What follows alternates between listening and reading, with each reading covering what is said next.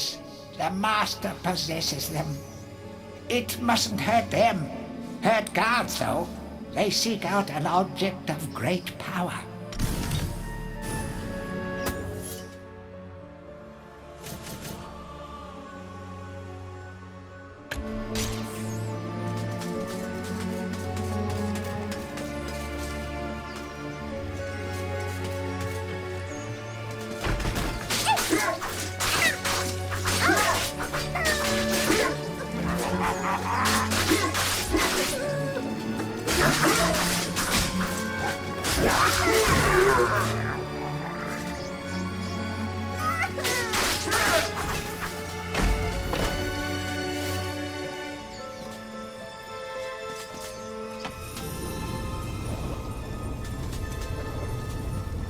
Blacksmith's Monday.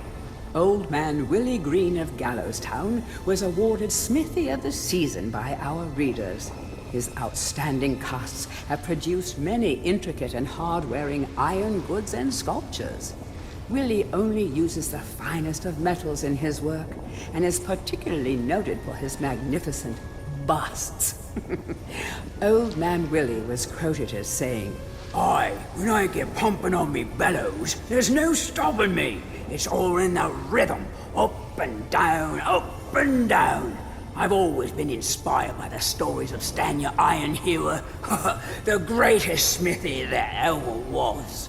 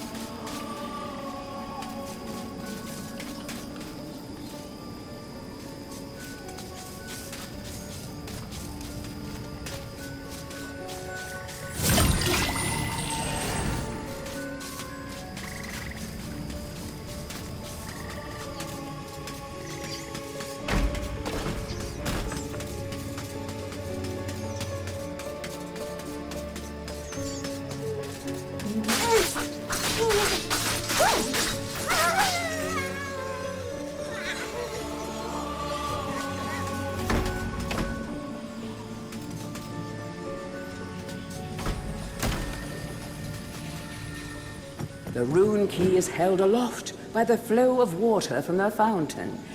You may have to wait for the next drought.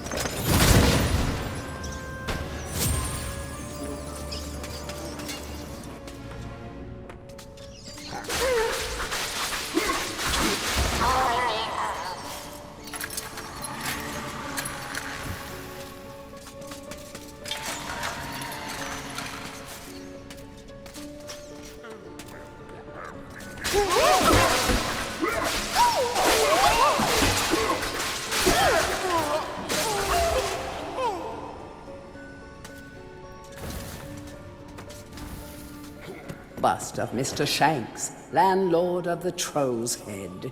To clean the statue, lower the pedestal.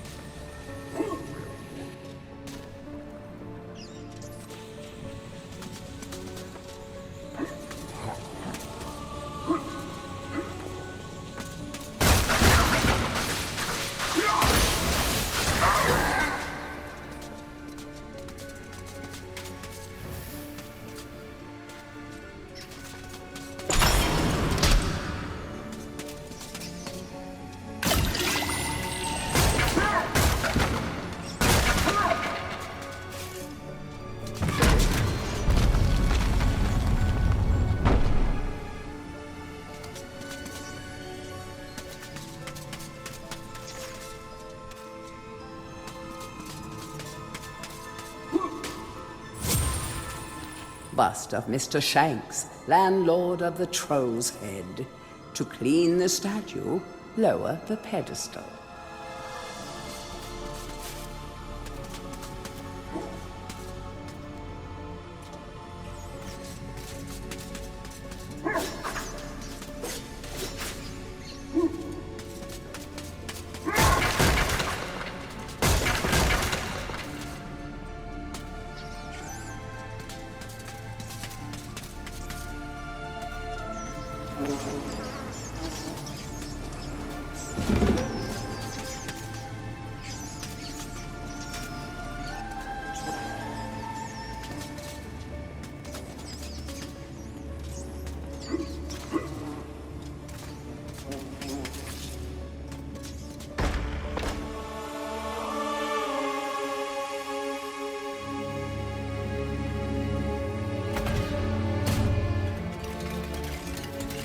Hurry, comrades, tear this place apart. If we don't find the shadow artifact, Lord Zarek will have us mucking out the demons for the next millennium.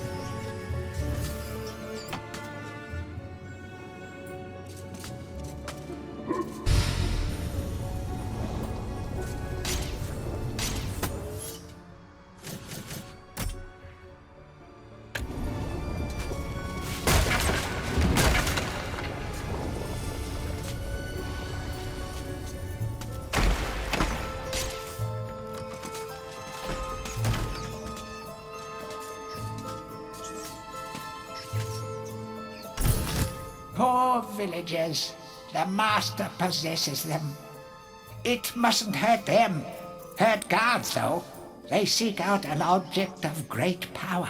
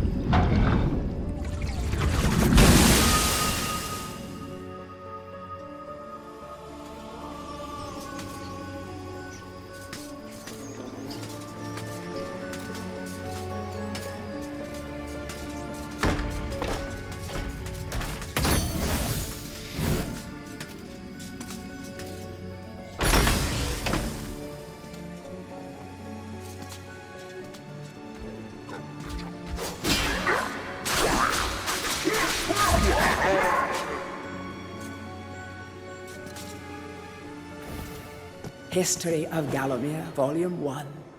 During the dark time that was Gallomere's not too distant past, it was King Peregrine who thwarted Xerok the Necromancer and his plan to enslave the land. Xerok, once the king's mage, had fallen out of favor with the ruler for conducting outlandish experiments on the bodies of the dead. It was said that deep within Peregrine Castle, the dead were restless. The dead are to be honored, not kept as the playthings of alchemists, declared King Peregrine as he banished Xerok from the castle. All of Xerok's living dead were routed out and destroyed. Xerok, being an unforgiving soul, went into hiding and vowed to wreak his revenge on the king.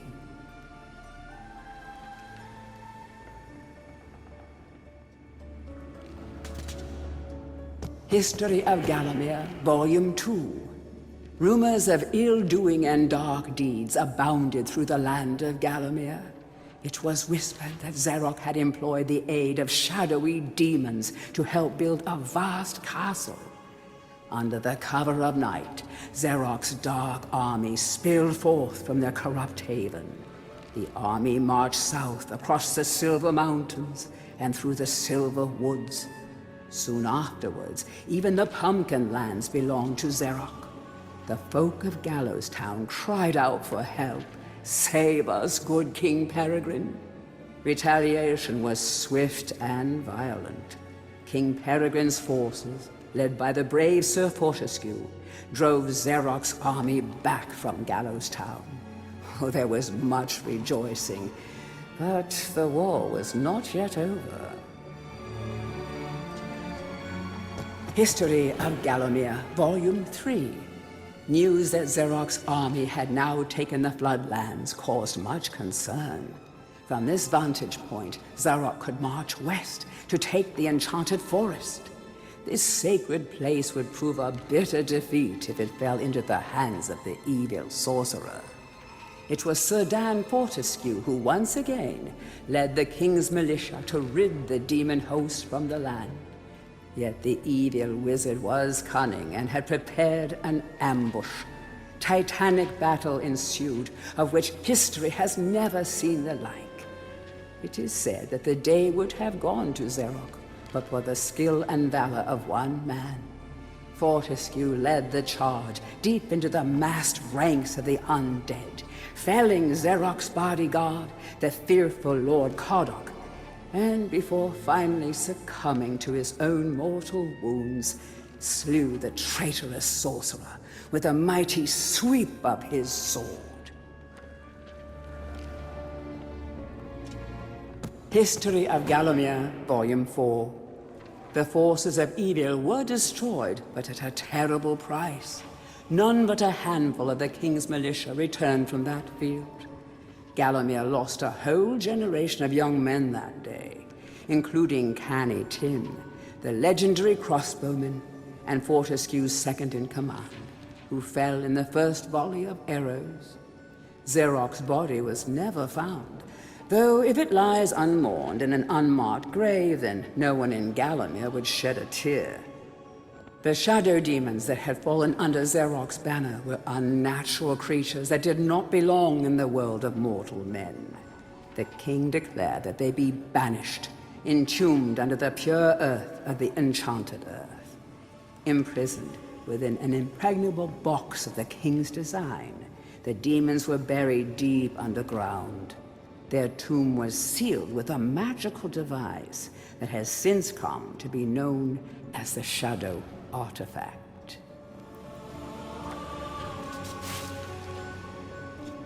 Tourist's Guide to Gallowmere, Part 1. The land of Gallowmere is a wondrous land of breathtaking sights and adventure. If it's beauty you are looking for, be sure to check out the sights of the Enchanted Forest. Scale the heights and see the nests of giant dragon birds. Seek out weird and wonderful plant life. Go ooh and ah at the sight of baby dragon toads splashing about in the crystal clear ponds. Why not take a walk through the Pumpkin Valley? Pumpkin is Gallowmere's favorite dish, and about now the valley is just bulging under the weight of young podlings awaiting harvest.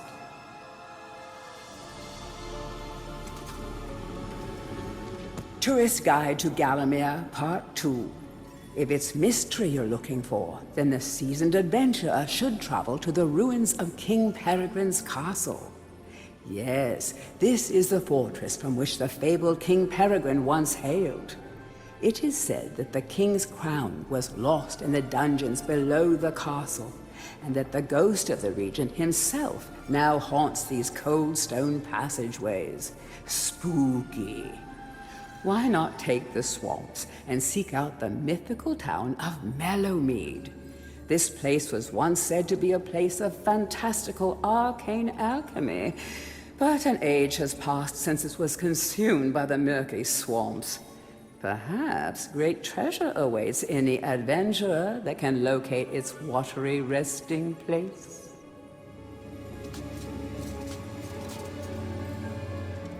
Heroes from History, a retrospective. Chapter 1. In addition to being the strongest man who ever lived, Stanyer Ironhewer was unsurpassed in his skill as a blacksmith. He was equally happy pounding on his anvil at home as he was pounding on someone's head in battle. It was said that his only fear was the end of the village smithy as the focus of manufacture, in favor of more centralized units. As if.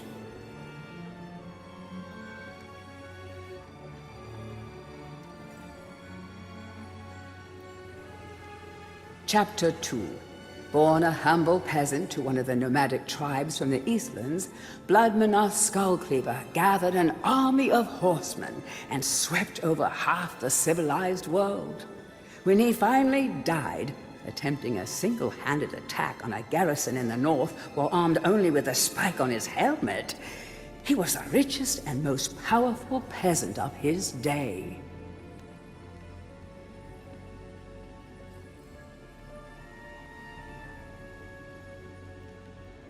Chapter 3. Carl Sterngard spent most of his formative years under siege at his family castle. With his impregnable magic shield, Sterngard's motto was, "The best form of attack is defense." Sadly, his shield couldn't protect him against poor eating habits, and he died during a post-battle feast, while swallowing a large sausage he had failed to chew.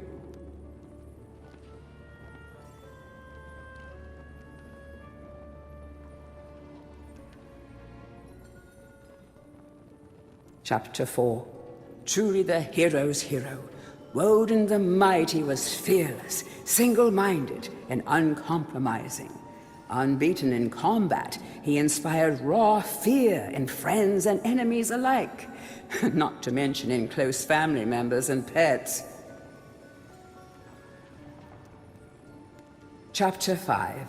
Trained from birth in all forms of combat, Imanzi Shongama was the warrior queen of a tribe of Amazons.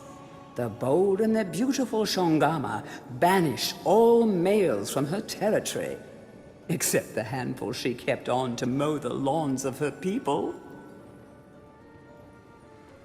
Chapter 6. A full-time mother and homemaker, Megwin Stormbinder had to defend her settlement from barbarian raiders while the menfolk were away on a hunting trip. She fought off repeated attacks, armed only with a pitchfork and a rolling pin, and with one arm holding her baby. Legend has it that the gods, impressed by her indomitable courage, intervened and added thunderbolts to her arsenal.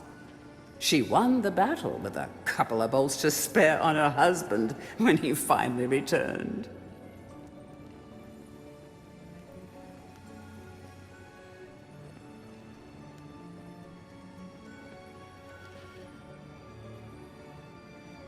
Chapter 7. Dirk Steadfast was a fearsome opponent thanks to his magic sword and a firmly held belief that only women defend themselves. Real men are always on the attack. He was a friend and contemporary of Carl Sterngard and was with him even to the end. It was whilst Steadfast was explaining his views on Sterngard's shield during a feast that the latter had his tragic and inexplicable accident.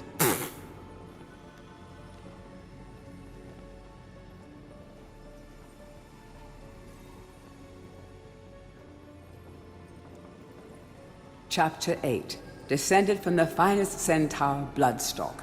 Ravenhooves the Archer was the last prince of his people.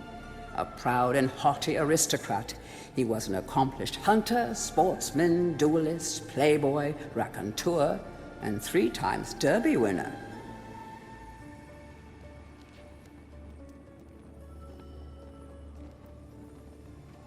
Chapter 9. Captain of the militia in the time of King Peregrine, Sir Daniel Fortescue found fame when he killed the renegade wizard Zerok. A career soldier raised in the royal household, he was adored by the men under his command, and renowned for his loyalty to Gallowmere. It was said that Fortescue was always destined for greatness. With his square jaw, steely gaze, and thick shock of hair as black as raven's wings, oh, he looked every inch the hero.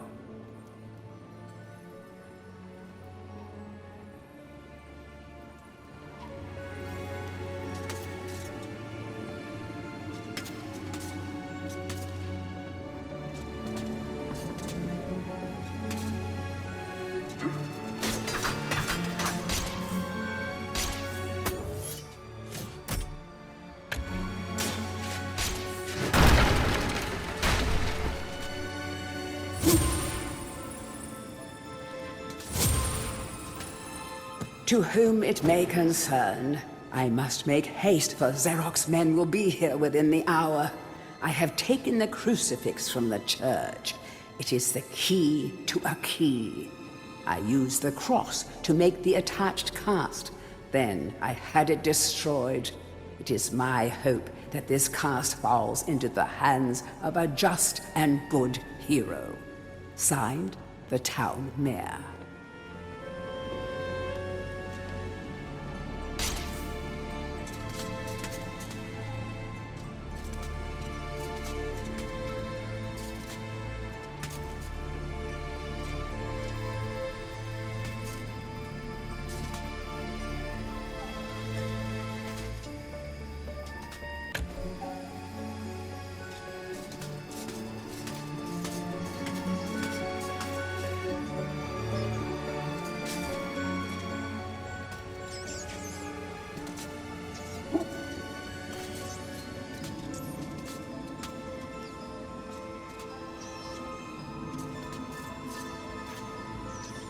A crucifix once stood here, but the mayor took it.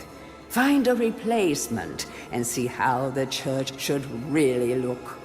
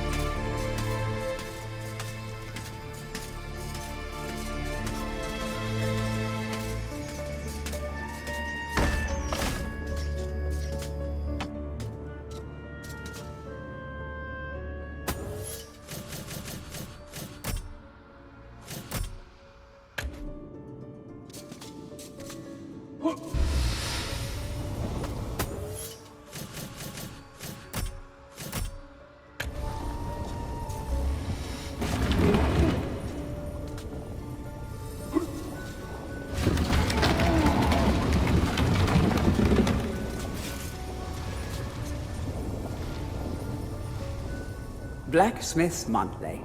Old Man Willie Green of Gallowstown was awarded Smithy of the Season by our readers. His outstanding casts have produced many intricate and hard-wearing iron goods and sculptures.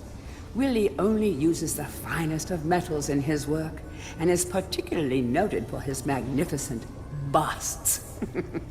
Old Man Willie was quoted as saying, Aye, when I get pumping on me bellows, there's no stopping me. It's all in the rhythm, up and down, up and down.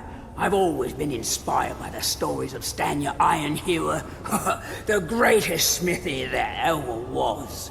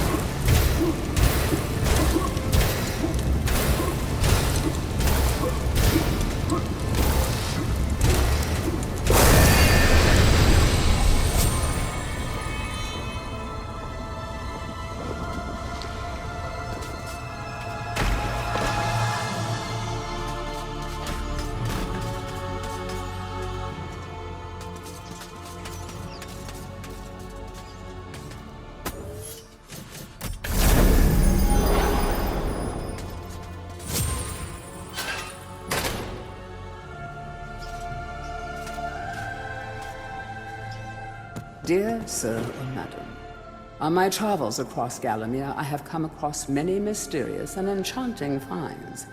However, that which filled me with deepest dread was discovery of the tomb of the shadow demons.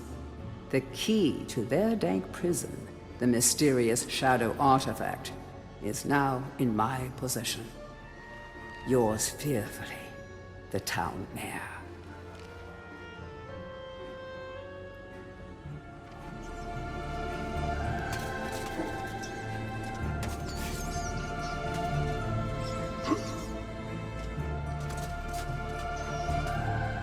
Dear Sir or Madam, on my travels across Gallowmere, I have come across many mysterious and enchanting finds.